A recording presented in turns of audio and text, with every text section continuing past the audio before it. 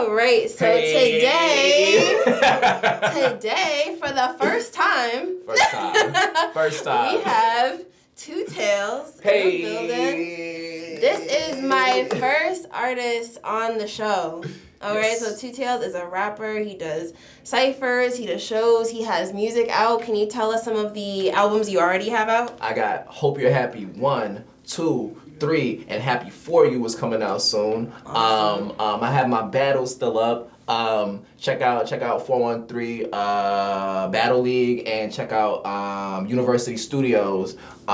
We just did a show and we knocked it out the park. We got more shows coming up. When does the grind stop? Never. It does not. It does not. I was listening to your song before you came in, the Orange Cassidy. Hey, I love Lemon Cassandra. Yeah, that's the person you were working with? No, it's just the funny way of saying Orange Cassidy because it's complete opposite. So every time people are like, "Yo, I love that song Orange Cassidy," I'm like, "Yo, Lemon Cassandra for sure." Oh, like, is this so you can like? Yeah, just so I can. I was like, is that the girl in the video or something? No, Lemon Cassandra. Orange Cassidy. Yeah. That's awesome. The video is really dope.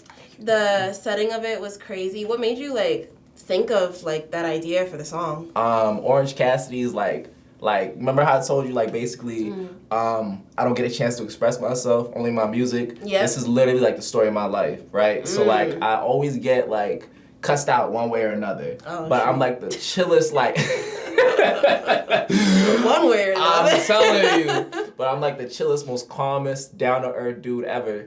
So every time it happens, it's always like this, right? It's always one of these, and I'm just like yeah. So I feel you on that. it's just basically me like saying, hey, look, man, I'm not trying to fight. I'm with you on this. You know what I'm saying? We could vibe, we could smoke, we could chill. Yeah, you talking about in relationships or like in life, just in general? Well, in that specific video, I'm talking about relationships, but it's usually in life with me.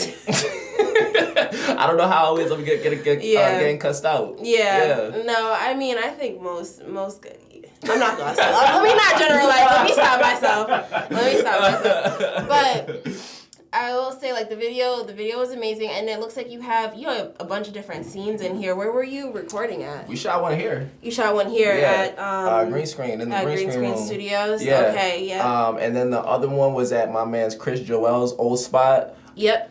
Studio 235. And I think that's it. That's it. Yeah, but we shot a bunch of different scenes. Shout out to Case Uno. Shout out to my guy Jeff. We're working on another video. He's taking a little bit long on it, but it's okay. It's gonna come out whenever it comes out, and it's gonna be dope. And I can't wait.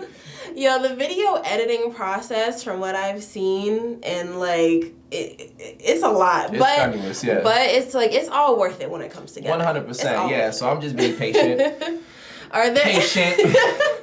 Jeff. Oh my gosh, Jeff! If you see this, I'm sorry. Yeah, come on, bro.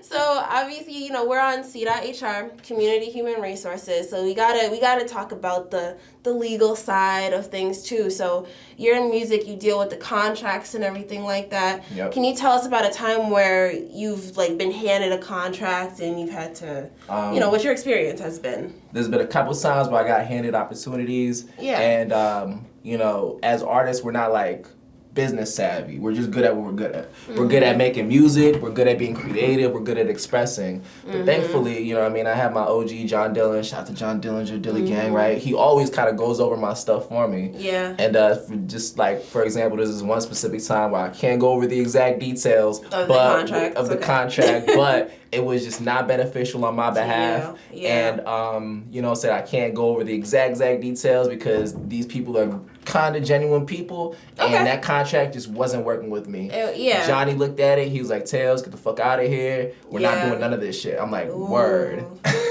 And you know the thing, so you knew the people who gave you the contract before they even gave you the contract. Yes, yeah. And you had like worked with them in some capacity and they seemed very genuine, and it seemed like they want to give me a good opportunity, a good chance. But if you go over the fine print, it doesn't coincide with what we're trying to do. That's what you're trying to do. And that's the thing, like I feel like if you are someone who's signing an artist, you have to be understanding of where they're coming from. Like, it's already difficult to be an artist. You can't take everything from somebody. That's what I mean. Especially when they're like building their career. And I feel like that should be a conversation of, okay, like maybe this is like our first draft, but open to have conversation about it. That's how I feel like it should be. That's how I feel like everything should be. You should be in the middle. It's never black and white. It's never set in stone. There's always gray area for everything.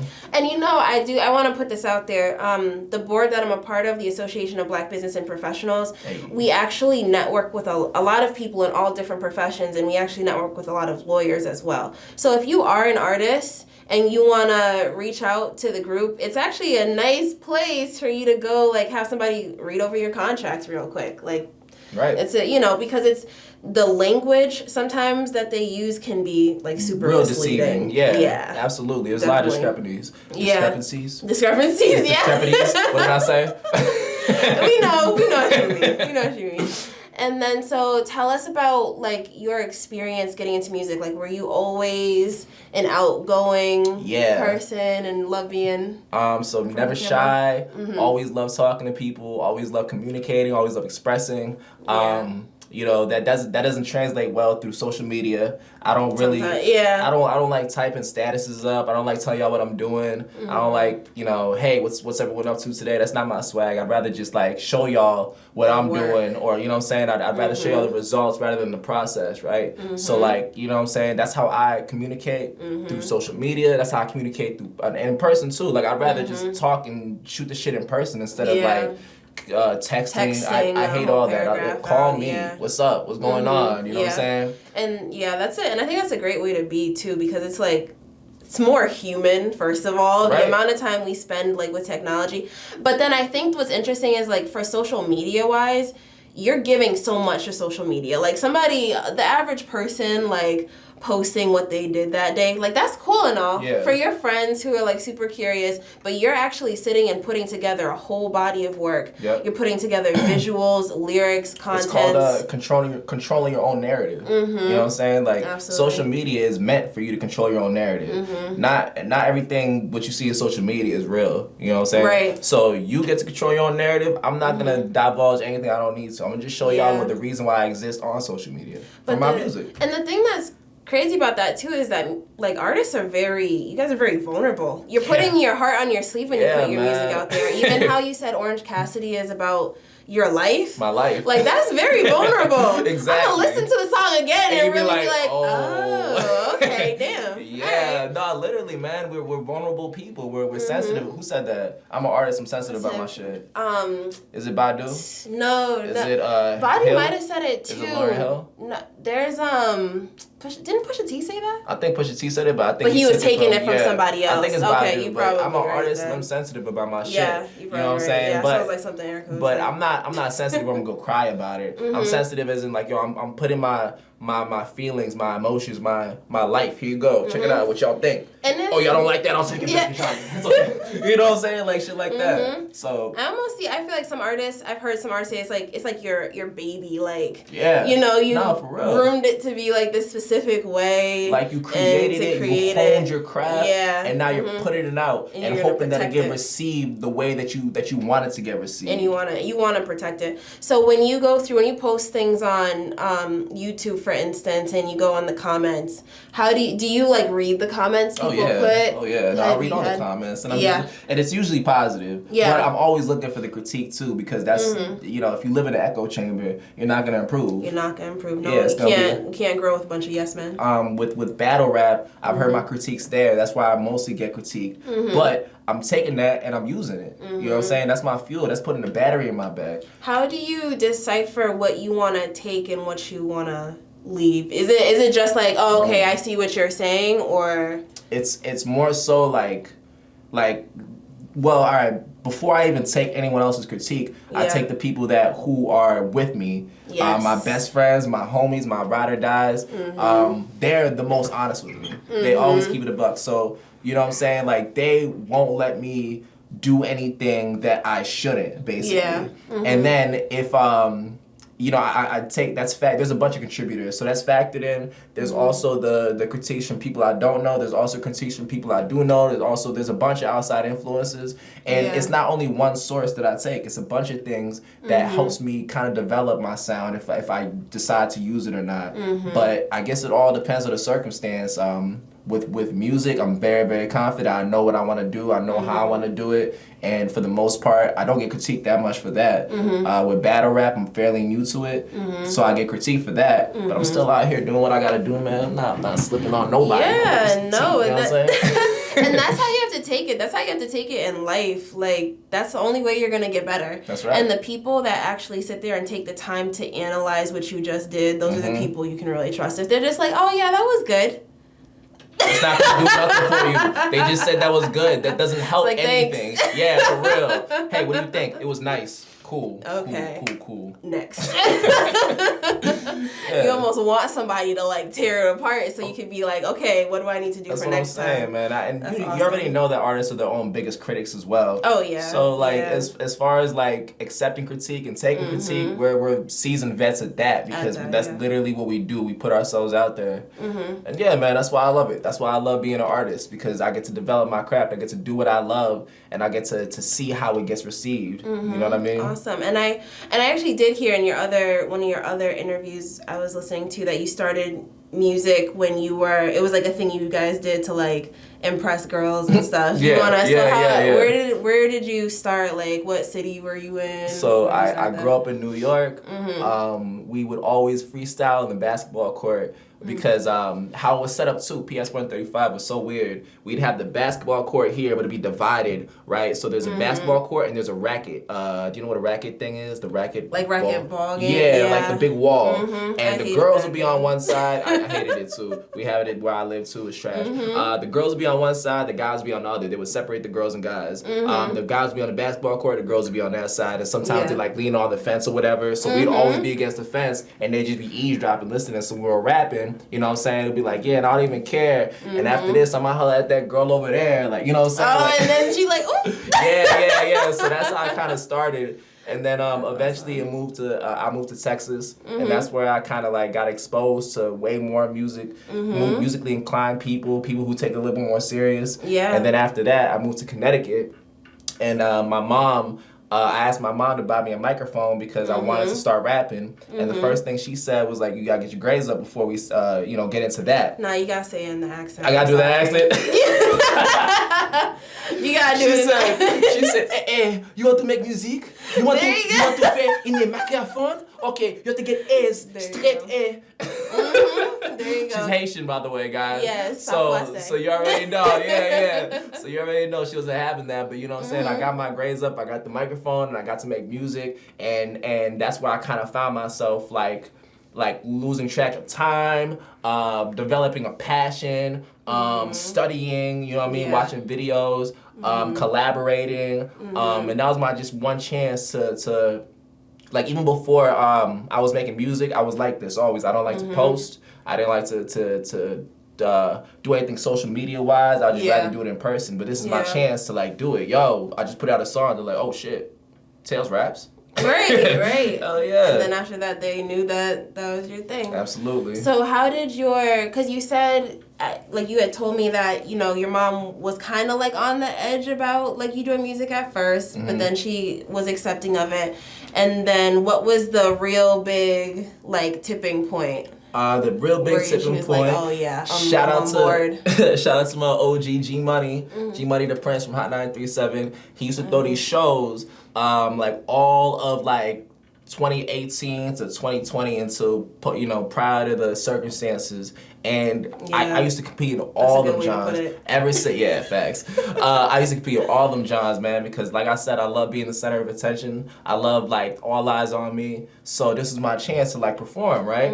And like if he threw 10 shows, at least 9 out of the 10 I'd win. So there was this one show where I was like, yo, Ma, I'm about to compete again, and this one, if I win, I get $1,000, right? And she was like, okay.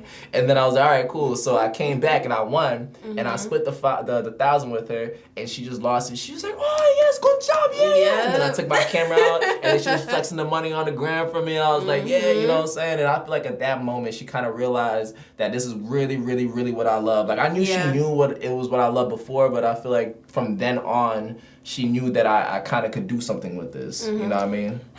So you've moved around a bunch of different places, and your mother's originally from Haiti. She was born there. She was born there. So are you like first generation in the U.S. Is that what that means? I don't know. What does that mean?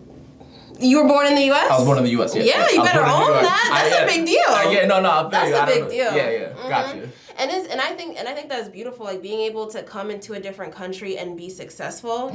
Like there are people in this country who've always been here who haven't been able to figure it out. So it's like the fact that you guys like, you know, your family's made that transition. That's huge. That's something to be proud of. Yeah, you know what I'm saying? My parents always had drive and ambition. Like my grandpa, he was like the first musician in our family, and he played guitar in Haiti. Family thing, okay. Kind of, not really, because my family doesn't like the music. Like, well, not music, but they don't like rap, and they don't like the what it comes with, the connotation. You know what I mean? So they're like, PC wants to make music.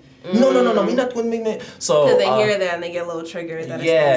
So my mom was always behind my back, and my dad too. My parents had my back as far as making music, and man, they always had the drive and the ambition, and they were always creative in their own way, and they kind of embedded that in me as far as what I want to do with the rest of my life. I'm passionate, you know what I mean? I have a lot to give. I just need to put it somewhere. I need to funnel it, channel it somewhere, and this is the lane, this is the avenue that I chose. And that's the thing. I feel like it's so important to encourage people, and if you ever at some point like have a younger artist looking up to you, like it could be focusing on that, or somebody could be like, oh, that's like too difficult. Let me just do this 9 to 5 and just be miserable for the rest of their life. And it just depends on what you're passionate about. Yeah. If you got the drive, you got the ambition, if this is what you love, you know what I mean, then you're gonna always make time for it. You know what I'm saying? And I feel like it's important, like, no matter how old, I was reading an article, it was like this 45-year-old man went back to school to study medicine. Why not? Because I was recently thinking about like changing, like something about what I'm doing, a little bit of a different career path, and I'm like, and it really came to my head, I'm like, oh man, I'm 25. It's too late. It really came into my head. I'm too. Nah. Yeah, but it's like it really came to my head for a second. Like, oh man, I already went to college for this. I already did this. I can't switch up now. What? Because then that's like a loss of progress. And I was like, wait a minute, no. Everything you did beforehand is just a stepping stone in what you're gonna bring to that next thing that you do. That's right. So I think it's awesome, and it's a blessing that you found music at the. So how old were you when you were like, okay, this is what I want to do? I was like 14. 14. Yeah, that is such a blessing. But that was before like I started trying to take it serious. That's when I just found out that I liked it. You know what I mean?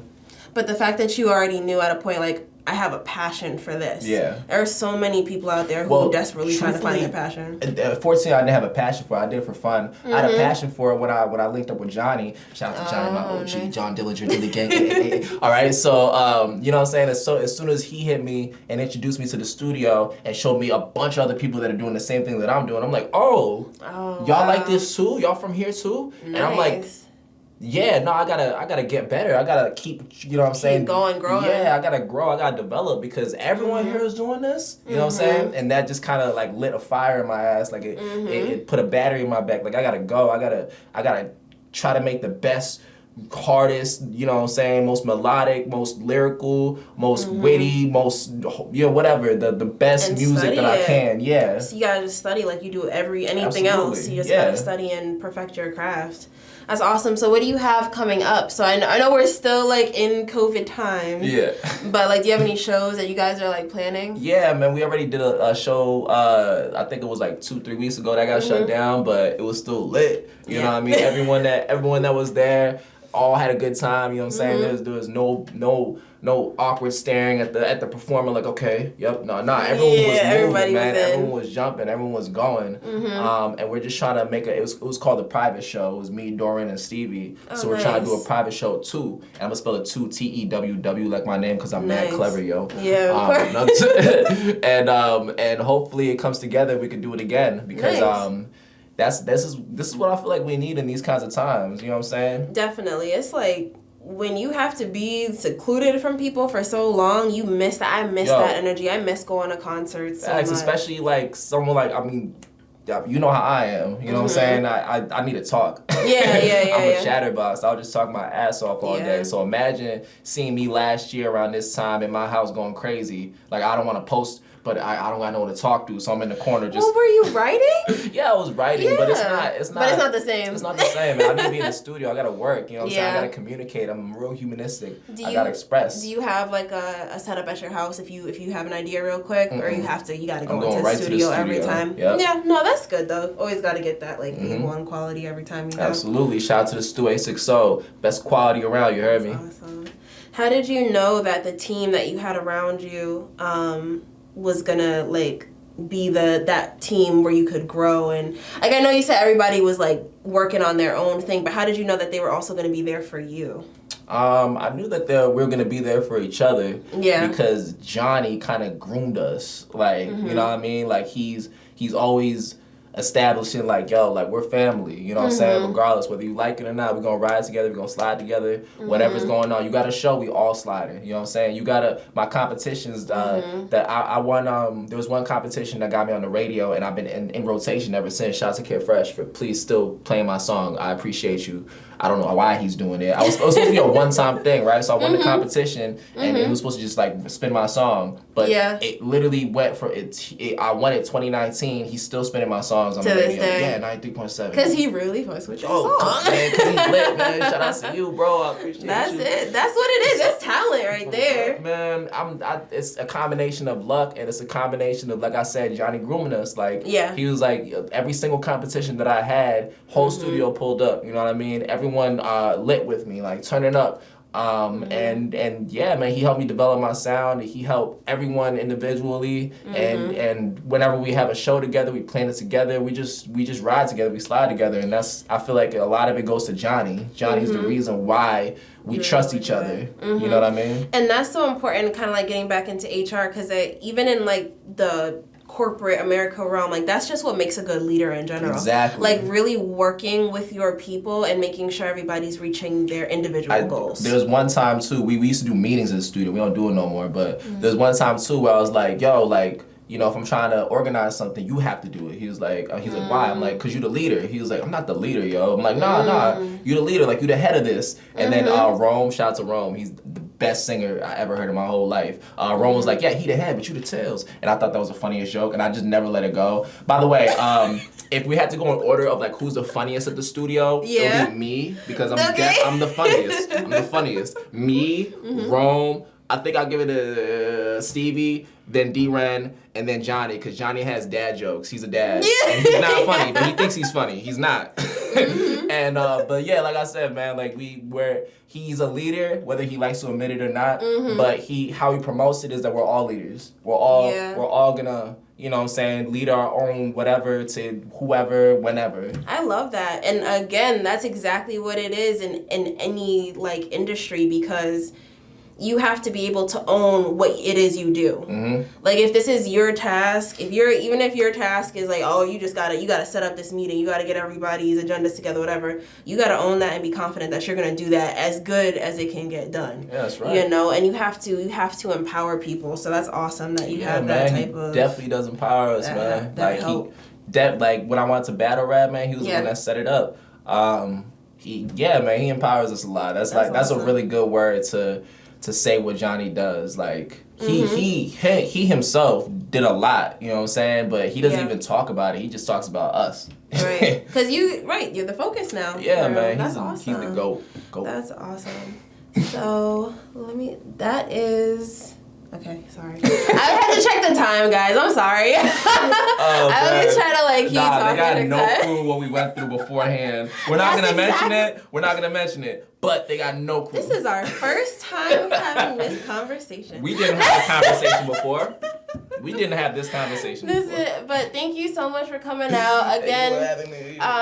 Shout outs to Green Screen Studio. That's where we are right now, shooting this podcast. You see, we got the lighting. You see this? You want this lighting for your podcast? Okay. You gotta come to Green Screen Studio. You can see every pore on my face. You feel me? So shout out to Green Screen. Because we're out here, shout out to the Hub too, Chris Joel and Tiana. And shout out to the studio you're at. Shout out to Stu 860. Shout out to all members of Stu 860. Shout out to the people that I work with. recently too. Shout out to Shawty Badu. We gotta drop that song. There's a new girl running bath water for me now. Water for me now. That's what she said. Yeah. Okay. There's a new girl running bath water for me now. Oh okay. shoot. Yeah, That's yeah. about to be Shout spicy. out. Yeah. She threw me off. I was like, what kind of song we making? She's like, I'm gonna just go in there and say something. And she started with that. I'm like, wait. I gotta rewrite. This doesn't go with that. Yeah, I'm like, wait. Shout out to Carrington for having me on her song too. That's gonna drop whenever she feels like it. And shout out to that's the artist way. You feel me? Shout out to everyone that's rocking. Shout out to every artist and creative. And man, shout out to you. You know what I'm saying? Appreciate you having me. Shout out to me because I'm me. Yeah, shout out to Teww. Thank you so much for coming out. And like real quick again, where can people find you and find your music? Teww, Tewwwtlez is the most original name of all time. There's no other Teww on this planet. I'm telling you. Google it. All right, thank you guys. Peace.